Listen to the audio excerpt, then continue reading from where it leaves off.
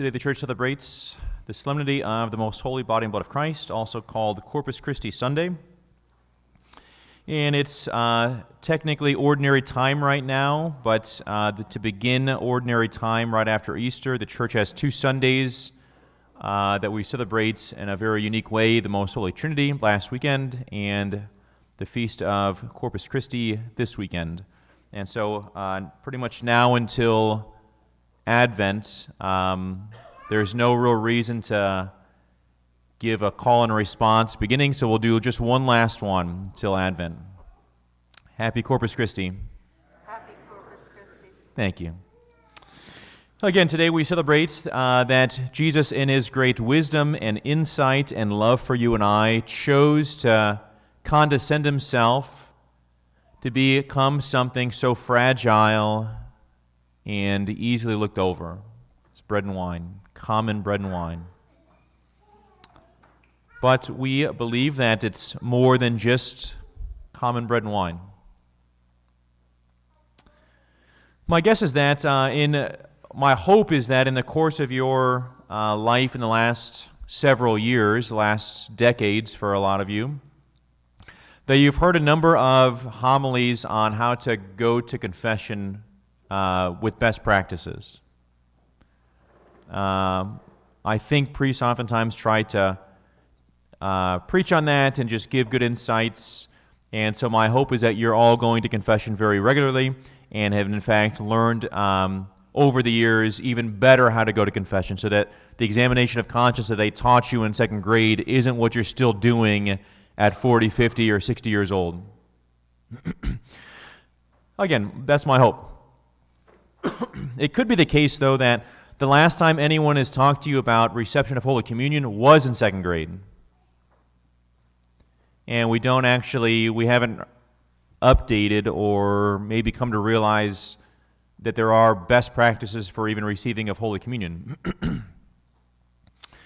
And so this morning, talking about the true presence of Jesus, I think how we receive communion, it does reveal what I believe. Right? When someone says something rude to me or you, and we give the look back, we're revealing something with our body as to what's going on in our mind of what we believe. So how we do things physically, it does reveal what we believe, and it also either does help evangelize or the opposite. So I thought this morning we might talk about if it's true how I use my body to do something does reveal something. I thought we might go through some best practices for reception of Holy Communion. In order to do so, we have to talk about some less than best practices for reception of Holy Communion. So some of you are going to think that I'm being passive-aggressive. No, I'm not. I'm being actively aggressive. I'm just messing with you. But we do got to talk about some of these things. So please don't take offense at this. I'm talking about a whole host of assignments and different people from all over the state of Illinois. So, who can tell me the two ways in which someone can receive Holy Communion? On the tongue, and what else? In your hands. Okay. We'll talk about the more ancient of practices of reception of Holy Communion on your tongue. Notice that it's called on your tongue and not in your mouth. Frequently, people will come up to receive Holy Communion. You say the body of Christ is like, if I have to put my fingers into your mouth, that's disgusting, okay? So don't do that. Next one. I call it the bait and snap. They'll come out and they'll put just a barely bit of their tongue out. And then as soon as I get close, it can be rather dangerous to give out communion just at Mass. The next one I call the wanderer, okay? I don't know what they were doing that morning, but they can't stand still. And you kind of got, it's like Plinko, you know, you got to really get it in there. The last one we'll talk about for this one, it's the liquors. You know who you are. It's terrible. Then the next person's got to receive a soggy host. So nasty. Stop doing that. You just become like a rock. Even close your eyes so you're not moving at all. So I want to practice with you. I want you to think of, raise your hand if you have a younger brother. Okay, raise your hand if you grew up in a neighborhood with kids. Okay, great. There was always someone younger in your neighborhood, probably, who was a total pain in the butt. I want you to imagine they've kicked you in the shin, and you know that if you strike them, you're going to get in more trouble than what they did. So all you can do is resort to the old tongue sticker outer. And you're going to be really aggressive. Okay, go ahead. Okay, you're looking towards me. Mary, I can see that you're not doing it, okay? There it is, okay. And then once you get it all the way out, I want you to open your mouth. It's that simple, okay? It's not that difficult. Now let's talk about the other way that people receive Holy Communion, which is communion on their hands. So we're blessed to have the ability for people to receive communion kneeling down if they want to, but it does present an obstacle for the deacon and I. So if you're standing too far back and I have to crawl over the kneeler just so you can receive communion, it's not real helpful. That oftentimes is with little kids. They're just not thinking, so we need mom and dad to just kick them, okay, or push them forward, whatever, just to make sure they're all the way forward up. The next one, Josie, do you have some? Can you? I need you just to hand me something. Do you got like keys or something? Just put those right in my hand. Just lay them right in my hand. Just go ahead. Just lay them down right in my hand. Right, I can't lay anything in my hand if it's on a slant. So if I come up and receive communion and my hand is like this, that's not helpful. I can't place anything in your hand. This is one actually from my first assignment. I'm exaggerating a little bit, but not really that much. I call this one the dramatic. If you remember in the 1990s, I think it was, or early 2000s, the bishops of the United States asked for us to give a bow before we receive communion. This girl was ready to go with that. Okay, so it was this dramatic.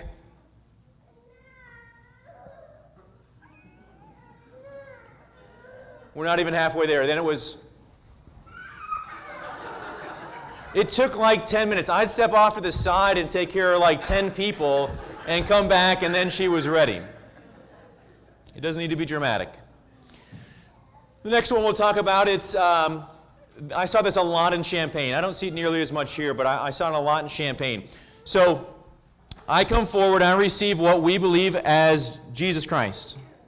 Right? I'm not receiving bread, but Jesus himself. And I have then God in my hand. Now up on our altar we have an image of Jesus. That's not Jesus on the cross there, just so you know. He wasn't that silver. But it's a representation, it's an image of Jesus. I hold Jesus in my hand, but that's an image of Jesus. And so, again, in Champaign it was common, they would receive Holy Communion, and they'd walk off to the side, and then gaze at Jesus for a little while, and then receive communion looking at the image. Not Jesus, the image.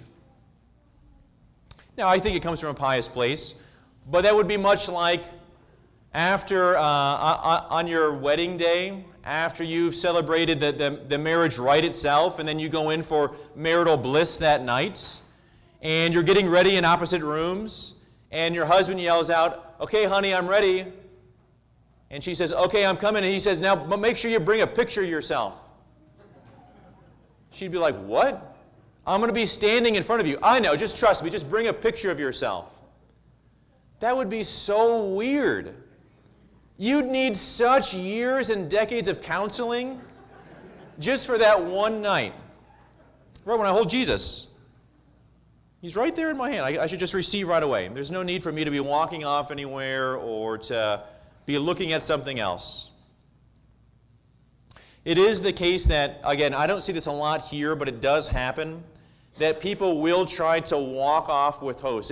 Every so often, you'll find a host in a hymnal. You'll find a host in the trash. You'll find a host just on the ground in the back. It's so sad. And every time that we let people see us walk off, even just a little bit, it actually helps that stuff happen. So please, when you choose to receive communion on your hands, just right here, just receive right away. There's no need to be walking off. Right? So how I go about that, it does reveal something. This is some of the beauty of having adoration every Wednesday and people coming in and out all day long. Right? That I come and give the pious action of kneeling down or even just sitting down and just adoring the Lord. That does have an effect on my belief. So how I do things, it does reveal what I believe. Should I believe? Should I believe that Jesus Christ is truly present in the Eucharist? Should I believe that? Jesus tells us in one of the first things that Jesus does after the resurrection is he goes and meets with the two disciples who are leaving Jerusalem after Jesus' death, and they don't know that Jesus is resurrected yet. And he says Mass for them. He takes bread, says blessing, breaks it, and he gives it to them. Those are the same thing that we hear in the gospel for today. Jesus is at the Last Supper. Where would these two have heard that fourfold action, take, bless, break, and give? Where were these two disciples who are leaving Jerusalem, where would they have heard Jesus say this? You must eat my flesh and drink my blood. Where would they have heard that? No, I totally baited you for that one. They would have not been at the Last Supper. These two actually know one of their names is Cleopas. There's no St. Cleopas who's an apostle. They would have heard it at John chapter 6, when Jesus feeds the 5,000 people, and then they come to him looking for more food, and he says, you want food to fill your tummy? I want to give you food that will sustain you for eternity. And they say, give us this food always. And he says, you must eat my flesh and drink my blood if you wish to have any life within you. And they say, no, Lord, we just want the food, though. He says, no. If you want to have sustaining life within you, you must eat my flesh and drink my blood to have life within you. And they're like, but hey, man, we know your mom and dad. Like, what are you talking about? He says, no. You must eat my flesh and drink my blood to have any life within you. Now we could say, well, he's talking figuratively. The word that he actually uses in the original Hebrew is the same word that we would describe of like a dog gnawing on a bone. Right, ripping it off. He uses very vivid language. There's other times where Jesus says, I am something else. I am the way, the truth, and life. I am the vine, you are the branches. I am the door, you must pass through me. And never once at those other times did the people lose faith or leave Jesus. At the very end of John's Gospel, John chapter 6, verse 66, most of the disciples who were present leave Jesus over this one teaching. Jesus risked the entire church on one teaching, and it's on the Eucharist. There's a reason why it's called, of all the sacraments, the Blessed Sacrament, because it does stand out amongst all the other sacraments. So should I believe that Jesus is truly present in the Eucharist? I think Jesus is very clear that that's what he wants us to believe. We also see St. Paul talk about it. Then we see all the early church fathers, the ones who were friends and taught by the apostles, all also saying Mass. And then we see it all the way through the Catholic Church's history. So should I believe? I think so. If Jesus really is God and he tells us we have to do this, I think we should believe him. So how I believe, or how I practice, it does reveal what I believe. Should I believe? I think so. Can I believe? Father, you're telling me that I really have to think that bread, that's really Jesus. Are you sure, Father? Like, it's not the Middle Ages anymore. Like, we're enlightened. Do I really need to believe that bread is something else? I think it's actually something we do quite frequently with a lot of things. Hold on, I got to grab something.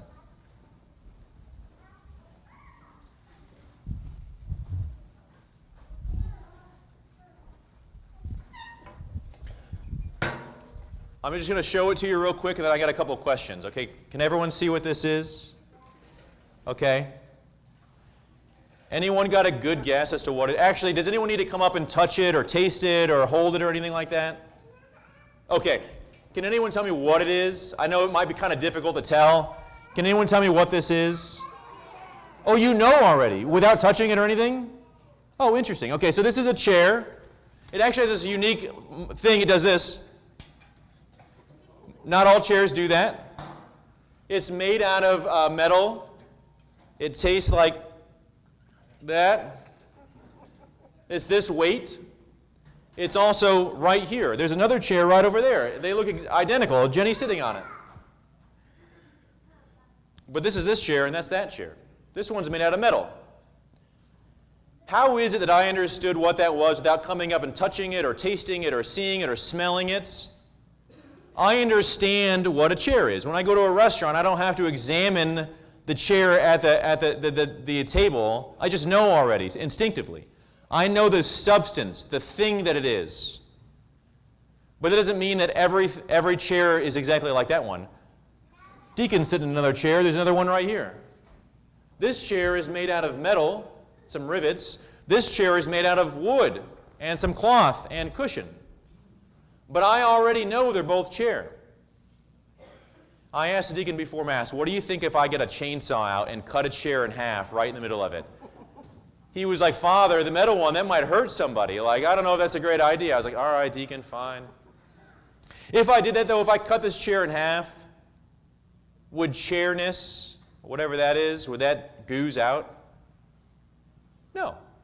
It'd be mostly wood chips and cloth. So what it's made out of and what it is doesn't actually match up.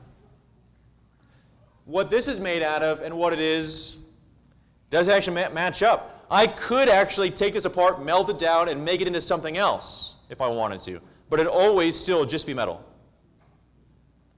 So what it is, the overarching thing, and what it's made out of is just accidents. It doesn't have to be that. So what something's made out of and what it is, very frequently, don't match up. Right? When you get into your car, you don't describe it as all the intricate parts of the car. You just say car. And we're grateful for that. There's a word in the church that's called transubstantiation. Trans means to change, and substantiation means the substance. So the substance of this is chair. If I were to melt it down and make it into something else, I would transform it. Right? Not transubstantiate it. I would transform it. It would still be the same thing. Stuff. I'm grateful that Jesus chose transubstantiation over transformation. If Jesus chose transformation, it would actually look like flesh and smell like flesh and taste like flesh. I go to Mass every single day. I'm grateful that I don't have to eat somebody else's flesh in that way. So Jesus transubstantiated it. He changed the substance of it without changing the accidents of it. It still looks like bread, acts like bread, smells like bread. And it happens in most of our life for a lot of things.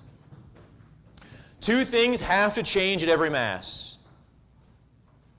In just a little bit, a couple people will bring up a ciborium filled with ordinary bread and some table wine and a little bit of water. And at the altar, I'll say a few words, but it's not my words, it's God's words. It'll sound like my voice, it will smell like my breath, but it's God's words. And what's ordinary will become extraordinary. Right? What's just common will become uncommon. A miracle will happen. Two things have to change at every Mass, or it's not a valid Mass. But Jesus really intends three things to change. Right? You and I, we get to witness a miracle every Mass we go to. And every Mass that we go to, and something doesn't change in our own hearts, and who we are, what we are, and why we are, it's sad. Right? Jesus intends that for us, to witness a miracle and our whole life to change. If we truly understood what was going on at every single Mass that we go to, if we truly just simply comprehended it, we would crawl across broken glass and jagged rocks for miles just for a glimpse of the Mass. But yet you and I get to go to Mass every day, or at least every Sunday, and leave totally unchanged. It's a sad thing. This Mass, I know for sure two things are going to change: bread and wine. And Jesus doesn't want to stop there. As we celebrate the great feast of Corpus Christi, what's going to change in you today?